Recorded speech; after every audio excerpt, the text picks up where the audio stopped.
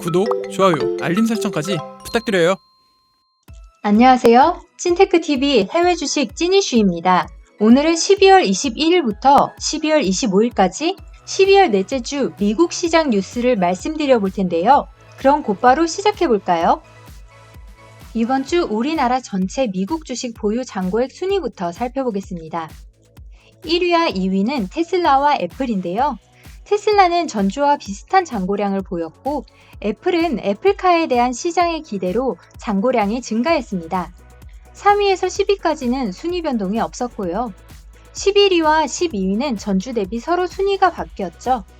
투자자의 날 이후 디즈니의 주가 상승세를 잔고량 증가에서도 볼 수 있었습니다. 어떤 발표를 했는지는 뒤에서 자세히 살펴보겠습니다.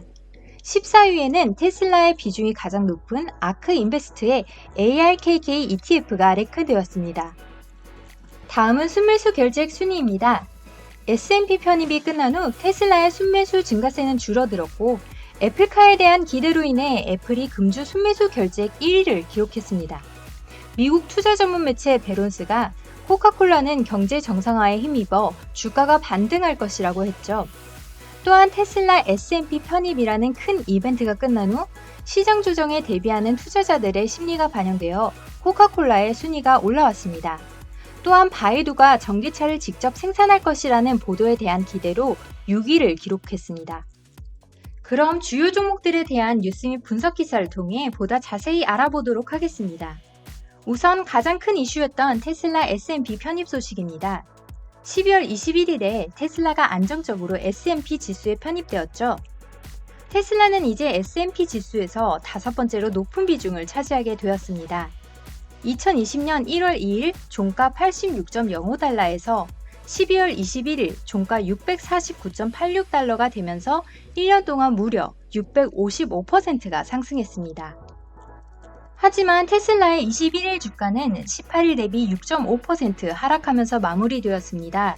타이밍을 일부러 맞춘 것처럼 애플카 출시 소식이 공식 보도되었고 시장에서는 애플이 제작하는 자율주행차 정도면 테슬라를 위협할 수 있는 주요 경쟁자가 될 수 있다고 판단한 듯합니다. 애플이 2024년을 목표로 자율주행차를 생산한다는 소식은 라이다 업계 주가 상승 또한 이끌었습니다. 애플이 라이다 센서를 포함한 자율주행 부품들을 외부 업체에서 공급받을 수도 있다는 소식 때문이었죠. 하지만 애플 측에서는 구체적인 업체 이름을 언급하지는 않아서 애플이 자체 개발 라이더를 활용할 것이라는 말도 있습니다. 새로운 버전의 아이폰에도 라이다 센서가 들어가기 때문에 충분히 추측해 볼 수 있기는 하지만 그렇다고 아이폰에 들어간 라이다 센서를 애플카에 그대로 쓸 수는 없기 때문에 이를 자율주행차에 적합하게 개조해야 되는 부분은 있겠죠. 지난 찐이슈에서 루프 벤처스의 짐 먼스터가 테슬라가 3년 안에 2,500달러를 돌파할 것이라고 말한 적이 있었죠. 짐 먼스터는 이번에 애플카가 과연 테슬라에 얼마나 영향을 미칠지 이야기했습니다. 결론은 애플카 소식이 지금 당장의 주가 등에는 짧게는 영향을 미칠 수도 있지만 장기적으로는 애플카가 테슬라라는 회사 자체에 큰 위협은 되지 않을 것이라는 말이었습니다. 현재 전기차는 전체 자동차 대비 3%를 차지하고 있지만 5년 안에 30%를 차지할 것으로 예상된다고 합니다.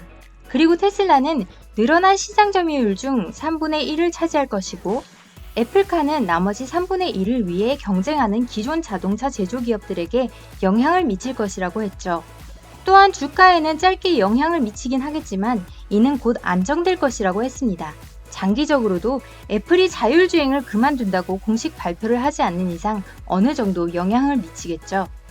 보통 cautionary tale이라고 하면 반면교사로 삼을 만한 이야기를 뜻합니다. 짐 먼스터는 애플 TV의 예를 들면서 반면교사로 삼아야 한다는 이야기를 했습니다. 애플이 한때 삼성이나 LG처럼 TV를 만든다는 소식이 많았고 심지어 TV 제조업계 사람들을 채용하기까지 했었죠. 하지만 결국 애플은 TV를 출시하지 않았습니다. 애플이 자율주행차를 개발하고 있다고 해도 실제 출시되는 것과는 다른 문제인 거죠. 실제 제품이 출시되지 않는 이상 너무 섣부른 예측보다는 향후 뉴스들을 체크해가며 대응해도 늦지는 않을 것 같네요. 이번엔 디즈니 소식입니다. 디즈니의 스트리밍 서비스인 디즈니 플러스가 2021년 한국 진출을 공식 선언했습니다. 이러한 소식은 12월 10일 디즈니 투자자의 날 행사 이후에 발표되었는데요. 디즈니의 주가도 이렇게 급등했습니다. 그만큼 투자자의 날에 발표된 이야기들이 시장의 긍정적인 반응을 이끌어냈다는 의미죠. 사실 10월 달에 댄 로브라는 행동주의 헤지펀드 매니저가 디즈니에게 배당을 중지하고 그 돈으로 디즈니의 스트리밍 콘텐츠에 투자하라고 제안했던 적이 있습니다. 또한 그는 디즈니 플러스, 훌루, ESPN 등을 하나의 플랫폼으로 통합해야 하며 디즈니 플러스의 구독료도 올려야 한다고 이야기했죠. 대부분의 행동주의 헤지펀드는 단기 차익을 추구하기 위해 배당금 인상이나 자사주 매입 등을 제안하지만 댄 로브의 디즈니에 대한 제안은 조금 달랐습니다. 디즈니도 이러한 제안을 받아들였는지 투자자의 날에 몇 가지 발표를 했죠. 일단 2021년 반기 현금 배당을 중지하고 이를 스트리밍 콘텐츠에 투자할 것이라고 발표했습니다. 또한 2024년까지 구독자 수를 2억 3천에서 2억 6천 명까지 늘리는 것을 목표로 삼았습니다. 그리고 디즈니 플러스 구독료를 6.99달러에서 7.99달러로 인상했고요. 1년 동안 100개 이상의 디즈니 오리지널 콘텐츠를 출시하겠다는 계획을 발표했습니다. 디즈니가 이제는 스트리밍 서비스에 투자를 확대하면서 전통적인 엔터테인먼트 산업의 변화에 대응하는 듯합니다. 마지막으로 알리바바입니다. 지난 23일 중국 정부가 빅테크 기업들에 대한 반독점 조사를 진행할 것이라고 발표했고 중국 시장관리감독총국에서 직접 알리바바를 언급하기도 했습니다. 결과적으로 알리바바는 23일 주가의 15%가량 급락했죠. 이러한 반독점 논란은 알리바바 마윈 회장이 중국 금융을 전당포에 비유하면서 시작되었는데요. 중국 정부는 일종의 군기잡기를 통해 마윈의 발언에 대응했습니다. 알리바바의 자회사 엔트그룹의 홍콩과 상하이 상장도 거부당했죠. 그 후에도 정부 허가 없는 인수합병 시도에 50만 위안 벌금을 냈고 대규모 판매 이벤트 기간 동안 알리바바 플랫폼에서 판매하는 상인이 다른 플랫폼을 활용해서 팔지 못하도록 판매를 차단한 혐의를 내세우며 공식적으로 알리바바에 대한 반독점 조사 개시를 발표한 겁니다. 이번 반독점법 논란이 투자자들에게는 위기일 수도 기회일 수도 있겠지만 아무래도 미국과의 기술 경쟁 중에 자국의 기술 대표 기업을 박살내지는 않을 것이라는 생각도 듭니다. 12월 넷째 주 찐 이슈는 여기까지입니다. 오늘은 디즈니 투자자의 날 프리젠테이션에 쓰였던 만달로리안 시리즈 영상을 보시면서 마무리해보겠습니다.